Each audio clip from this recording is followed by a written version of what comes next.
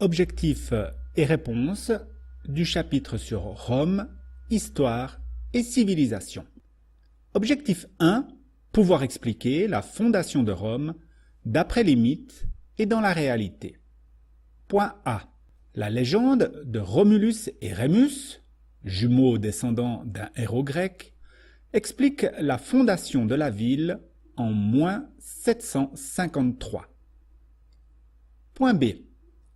L'archéologie a montré que le site de Rome est occupé dès moins 1000 par des villages d'éleveurs, parmi lesquels les Latins. Point C. Rome se développe autour de 7 collines, la principale étant le mont Palatin. Un fleuve, le Tibre, y coule. Objectif 2. Pouvoir expliquer ce qu'est la République romaine. Point A. D'abord dirigée par des rois, Rome devient vers moins 500 une république. Le pouvoir appartient aux citoyens et au Sénat. Point B. Le Sénat est une assemblée d'anciens magistrats, c'est-à-dire des dirigeants et responsables importants. Jules César était sénateur. Point C. Rome agrandit son territoire lors des guerres puniques contre la ville de Carthage ou par la guerre des Gaules contre le chef Vercingétorix. Objectif 3. Pouvoir présenter Jules César et expliquer pourquoi une guerre civile éclate. Point A. Les richesses provoquent des inégalités qui divisent la société romaine. Des conflits éclatent. Point B. Certains sénateurs, craignant son ambition, Jules César est assassiné en moins 44. Une nouvelle guerre éclate. Point C.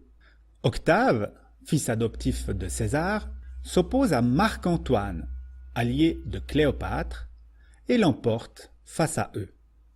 Objectif 4. Pouvoir expliquer comment Rome devient un empire. Point A. En moins 27, Octave devient empereur sous le nom d'Auguste. Rome est devenue un empire. Point B. Après de nouvelles conquêtes, la paix romaine s'installe jusque vers les années 200. Point C.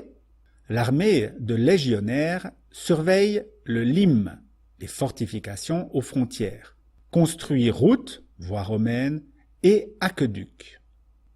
Objectif 5. Pouvoir expliquer que l'empereur est un personnage tout-puissant.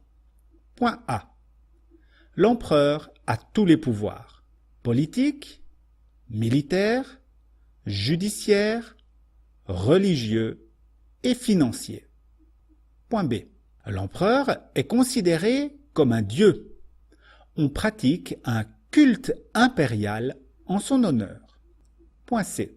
L'empereur organise des jeux et distribue du blé pour éviter les révoltes, d'où l'expression du pain et des jeux.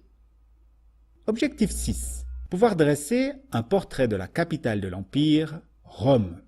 Point A. Rome, avec plus d'1 million d'habitants, est un modèle pour les autres villes de l'Empire. Point B.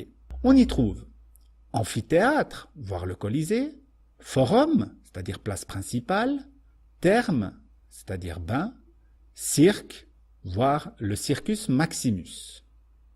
Point C. La population est très diverse. Le patriciat, c'est-à-dire les citoyens puissants, la plèbe, c'est-à-dire le peuple, les métèques, c'est-à-dire les étrangers, les esclaves, etc.